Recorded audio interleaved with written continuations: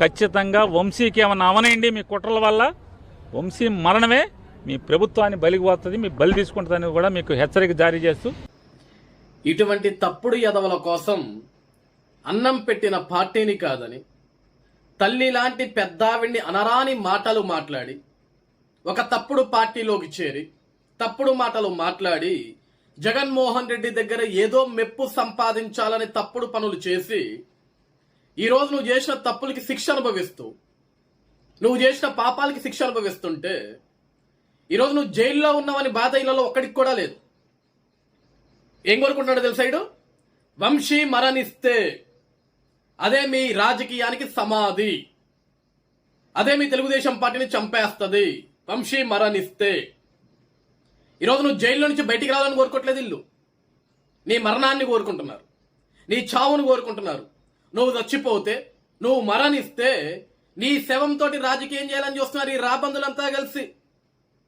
ఈరోజు జగన్మోహన్ రెడ్డికి కానీ, జగన్మోహన్ రెడ్డి దగ్గర ఉన్న ఈ చెంచాగాళ్ళకి కానీ ఎవరికి కూడా వల్లభనేని వంశీ గారు మీ మీద ప్రేమ లేదు, మీరు బయటికి రావాలని కోరిక లేదు, మీరు ఆరోగ్యంగా బ్రతుకుండాలని కోరిక లేదు, మీరు చచ్చిపోతే బాగుంటుంది, మీరు మరణిస్తే బాగుంటుంది, మీ మరణాన్ని అడ్డం పెట్టుకొని, మీ శవాన్ని అడ్డం పెట్టుకొని రాబందుల మాదిరి మీ శవం చుట్టూ చేరి ఆ శవంతో రాష్ట్రం అంతా తిరిగి రాజకీయం చేయాలని ఒక దిక్కుమాల ఆలోచనతో ఉన్నారు వీళ్ళంతా. ఇటువంటి పనికిమాల వాళ్ళ కోసం అన్నం పెట్టిన పార్టీని కాలదన్నావు నువ్వు. తప్పుడు మాటలు మాట్లాడావు, తప్పుడు పనులు చేశావు, తప్పుడు మనుషుల దగ్గరికి చేరి తప్పుడు పనులు చేసి ఈరోజు నువ్వు చేసిన తప్పులకి శిక్ష అనుభవిస్తున్నావు.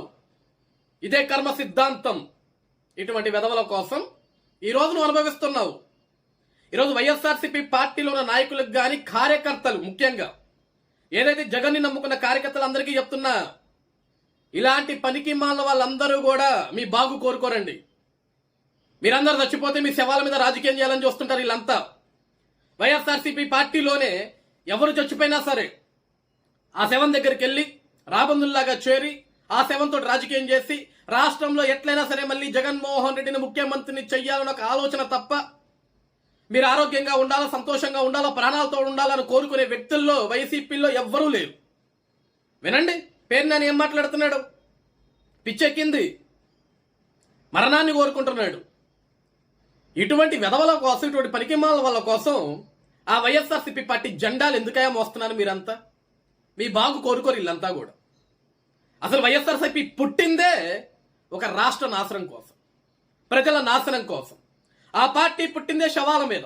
ఆయన ముఖ్యమంత్రి అయితే శవాన్ని అడ్డం పెట్టుకొని ఒక రాబందు, జగన్ అనేవాడు ఒక రాబందు. ఆ రాబందు పక్కన వీళ్ళంతా పిల్ల రాబందులు.